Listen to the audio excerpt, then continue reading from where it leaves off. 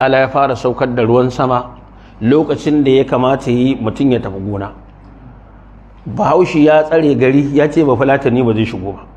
shi kuma ba fulatani ya tsare daji ya ce ba za ka shiga ba. To kuma in ba a fa shiga dajin nan fa an yi noma ba fa, kowa ya san akwai me, akwai matsala. Kowa ya san akwai matsala. To ya kamata a yi dole a samar da yanayin da za a bar ba fulatani ya shigo gari ya harkokinsa ya fita, shi kuma Bahaushe ya tafi daji ya je ya yi me, ya je ya noma, wanda kowa ya san a baya haka aka zo aka rasa wannan amincin. Kwanan nan cikin bayanan da muke, 'yan sa kan na gwamnati ne, masu zaman kansu ne, sai kaga gwamna ya zo ya kafa 'yan sa kai a jiha, akwai waɗanda ya samu suna aikin banga kuma sun san abin da suke ba daidai ba ne, amma ba sa iya bar su kansil ɗinsu don a tantance ma an matsala ta faru tsakanin nasu da waɗanda ba ma, sai su bar da nasu da waɗanda ba nasu ba a ci gaba da yin abin da ba daidai ba a ina a jiha. To abu ne yanzu a fili tun ana musu har an zo inda yanzu ba a iya musu, kowa ya yarda cewa ɓannar 'yan sa kai yanzu a fili take, ta fi gyaran da suke ma al'umma. In kana musu ka kalli jihohin da aka zo aka ɗauke su da sunan aiki a arewan nan gaba ɗaya, dan Allah daga lokacin da aka ce kowace jiha duk inda aka kaddamar, duba ka gani zaman lafiyan ta gyaruwa ko ƙara lalacewa ne. A'a, mutane su yi makansu hisabi, kowa ya duba ya gani. In dai mun sufi ne ka san kai matsalar ba gyaruwa ta yi ba, ƙara mai ta yi, ƙara lalacewa ta yi. To yanzu kwanan nan na san akwai wasu da dama wanda suke bibiyar social media a nan Gada local gamma a Sokoto, an je an kashe Fulani innocent people waɗanda ba su ji ba su gani ba, kuma kasuwa fa suka je ci, daga nan kawai aka tara kasuwa, duk wanda aka samu a kashe. A waɗanda 'yan yankin da suke ba da labari wanda sai da ta kai fa matsalar nan, 'yan uwanmu Fulani sun taso daga yankin sun zo garin Sokoto, wanda ke bibiyar social media ya gansu suna bibiyar malamai, suna mai bibiyar ainihin wato malamai gida-gida, suna faɗa musu cewa ga faɓannar da ta taso a hanya. In an zo mota za a tare, kawai ana binciken waye ba fulatani a ciki, hadda wani wanda na gani lauya ne a cikinsu ba fulatani ne, da tsautsayi ya gitta da sai an kashe shi a hanya, kawai mota za a tare, kawai a lalleka a ga waye ba fulatani a ciki. Ɓannan nan tun muna faɗatta yau wajen wata 6 muna cewa akwai faɓanna, akwai ɓanna, akwai ɓanna ana yi, mutane an ƙi yadda cewa ɓannan nan akwai ta. Wasu ma maganar banna suke faɗa suna cewa wai me aka yi. To wanda ya bibi social media zai ga akwai wasu group na Fulani matasansu da dattawansu sun bi manyan mutane a garin Sokoto, musamman malamai, za su je gida su yi sallama da mutum, su kana kallo ka san Fulani ne, abin da ya kawo su zo su faɗa maku ga faɓannar da take faruwa, ana bin al'ummarsu, ana kashewa kisa na ƙare dangi ga wanda yake da alaƙa da ɓannan nan. Kuma mun sha faɗa ba a nan ba so ɗaya ba, mun ci duk lokacin da ka ji an ci an ji an kashe, wallahi za ka samu Fulani da duk za a wa kisan nan ba wanda suke da alaƙa da ɓannan nan ba ne. Saboda in an kashe wanda ke da alaƙa da ɓannan, in an gama a nuna maka makamin shi,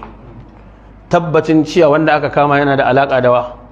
waɗanda suke ɗauke da makamin ba a iya zuwa kansu, waɗanda ba su ji ba su gani ba sai a tara hanya a yi mai. Wannan ita ce zahirar da take faruwa fa, da ta kai ga a wasu jihohin ma malamin addini in ya fito ifaɗa ice ana wa al'ummar Fulani irin wannan kisan, wasu ma na iya zuwa su je su kashe shi. Da wannan fa aka zo aka kashe Malam Abubakar Hassan Male, shugaban majalisar malamai ta Gusau local government fa, saboda kawai ya faɗa ya ce a cikin aikin da 'yan sa kai suke akwai kurakure, su ji tsoron Allah, su daina hukunta wanda bai cancanci su hukunta shi ba. Da wannan suka je suka kama shi suka kashe shi. Irin wannan bayanin da muke, to kaga abin da suka yi sun yi hankali, kuma wannan ya nuna muku abin da muke faɗa cewa akwai da yawansu wa'anda wannan abin da ke faruwa na tashin hankali ba sa son shi, domin wanda duk yake ganin an zalunce shi an mai ba daidai ba, ya ga bari ya kamata ya tashi ya je ya kai kukansa wajen waɗanda suke da hannu su sa baki don wannan fitinar ta tsaya. da yana so ya ci gaba da fitina shi ma sai ya je ya shiga cikin rigimar amma ba su yi ba. To tun da kaga duk na farko dai duk wani malami da suka je suka same shi har gida suka faɗa mai ga kokensu wallahi sun tsayar masa da hujja ko a gaban Allah, kuma su sun yi abin da ya dace a wannan matakin na bari su bi malamai gida-gida a matsayinsu na iyayen al'umma su faɗa musu gafa cutar da ke damunsu, gafa abin da ake musu na kisan ƙare dangi. Bayanin da muka ɗauki lokaci muna yi, idan malaman da aka samu in sun ga cewa amana ne a kansu su fito su yi bayani cewa wannan abin ba daidai ba ne kamar yadda mu muke shi kenan. In ko sun ga cewa shiru za su yi, wannan kullum ya amalu ala shakilatihi, kowa yana aiki ne akan hanyarsa. A wannan janibin sun yi ƙoƙari, Allah subhanahu wata'ala ya saka masa da alkhairi. Kiran da muke kira ne guda biyu. Na farko, duk wani wanda zai zo ya ɗauki wani 'yan sa kai ya sa wani aiki, rayuwar nan ba ƙarewa za ta yi, wallahi za a mutu. Kuma na rantsi da Allah ya gama da kowa da ya ce inna rabbaka labil mirsad. Allah yana madakata, yana jiran wa. Idan wani zai iya tsaya maka a nan duniya in kai banna ya kare bannar, a sani fa cewa fa akwai da za a tashi a je gaban Allah. Allah cewa ya ha antum haula'i jadaltum anhum fil hayati dunya, ga kunan za ku tsaya ku ce sai kun kare wani a rayuwar duniya. Allah ya tambaya fa man yujadilullah anhum yawmal qiyamati. Dan Allah idan wani gwamna ne ya dauke ka ko wani ciyaman na local government ko wani kaza ya baka makami ka je ka kashe mutanen da basu cancanci su kashe ba, ran da aka tsaya gaban Allah shi kansa zai iya kare kansa ballantana ya kare wani. To waɗanda suke wannan aikin da masu sawan da masu yi, wallahi su sani manzon Allah ya ce la zawalid dunya ahwanu indallahi, duniya ta gushi ya fi sauƙi a gurin Allah akan a zubar da jinin wanda bai kamata a zubar da jininsa ba. Saboda wannan narko na bala'i da Allah subhanahu wata'ala yi tanadi yana nan. Saboda duk wanda da hannun shi aka je aka kashe wanda bai cancanci a kashe shi ba, to dole ka san me za ka je ka faɗa a gaban Allah subhanahu wata'ala. Musamman ma ballantana shugabanci na Najeriya da kaman kujeran aski ce, kana da lokacin da ka hau da lokacin da zaka yi da ka sauka. Yanzu wanda ya shugaban kasa a baya ba gashi yanzu mutane suna tunano shekarun sun yi sun riga sun kare. Ku yanzu ku shaida ne, watakila kowa nan yana iya tuna shi da wani alheri da ya a shekara 8 din nan, ko kuwa ko kuwa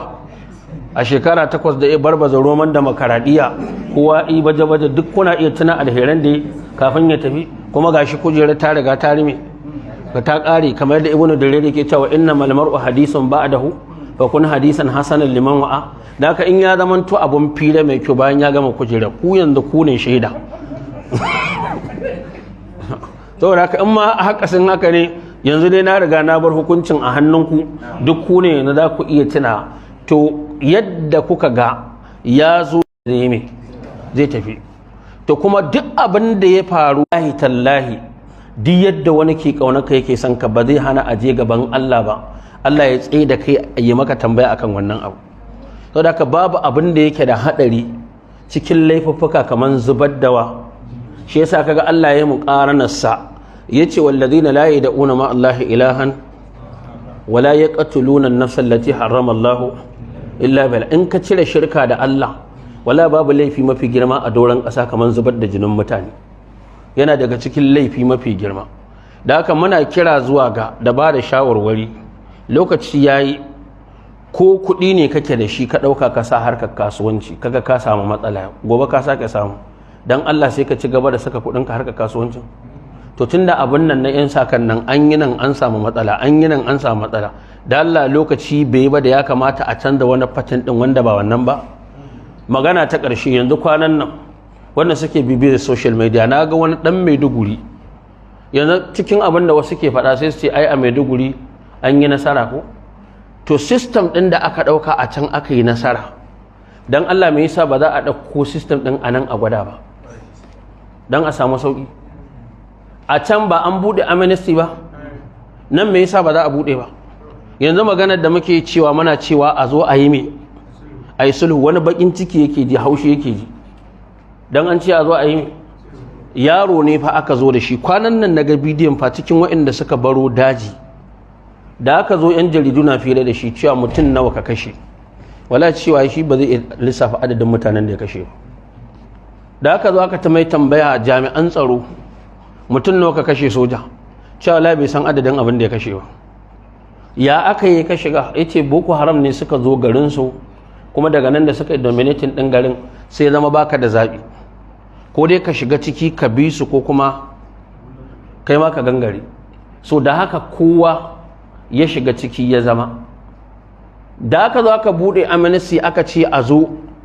an buɗe ƙofar a zo a tuba da confidence ɗin shi yake faɗa kar ka ɗauki akwai alamar wani tsoro wai yana gaban 'yan jaridu ko gaban jami'an tsaro wai yana jin tsoron ya faɗa cewa wai ya taɓa kashe soja a bai jin tsoro nawa ka kashe cewa bai san iyaka ba kaga wanda zai iya faɗa ya ce bai san adadin jami'in tsaron da ya yi ba to gashi an buɗe amnesty gashi ya zo har yana bayani sannan kuma daga baya sai aka juya ana amfani da su tunda sun san dajin sun san hanyar sun san guraren wasu ma bindigogin da suka baro can da shi da suka taho da shi aka bar su da bindigogin da su aka yi collaboration da jami'an tsaro kuma ake yakarwa boko haram din dan Allah a nan din waɗanda suka yadda a zo a yi sulhun nan idan an zo an zauna da su cewa a yi sulhu ba kwa ganin ba za su taimaka ba wajen waɗanda ba su yadda fitinan nan ta kare ba amfani da su wajen kawo ƙarshen fitinan nan za su taimaka shine kiran da muke to da haka shi ma ga su can an bude an ce a zo a yi sulhu amma wani yana nan in ka ce a zo a yi sulhu sai kawai ta da rigima sai yana ganin kawai wai dan mai ma za ka faɗa ka kuma shi bai kawo wata hanya ba fa kawai in mutum ya zauna masallacin shi ko a ɗakinsa isa kilabule wani ma har da isi shikenan bala'in da mutanen ƙauye ke ciki da ba shi yake ciki ba yanzu akwai ɗan uwan mahaifiyar matana to ɗan uwan mahaifinta ko mahaifiyarta a nan ɗan gane katsina tun kafin azumi aka kama shi ina ganin sai jiya ko shekaran jiya aka sako shi yana hannunsu masifa ce Allah ya jarraba mutane da ita duk wanda baka yi tsammanin ta shafa ba a ƙasar nan ta yi me ta shafe shi to ya kamata ya zama mu ci gaba da tafiya a haka ba daidai ba ne saboda haka muna roƙon Allah subhanahu wata'ala ya nuna mana lokacin da matsalolin nan za su zo ƙarshe ko su yi sauƙi bana dai kan muna fatan Allah ya sa a samu sauƙin al'amuran nan a gurare da yawa yadda mutane za su samu a shiga daji a je a yi mai yanzu ku duba yankin shinkafa ba duk yadda take da matsala a baya amma da mutanen yankin da kansu suka ga bala'i yayi bala'i su da kansu suka zauna suka yi yarjejeniya da shi turji din ba da gwamnati ba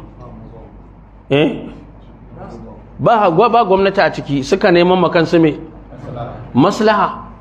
kuma ku je ku bincika za ku ga cewa a baran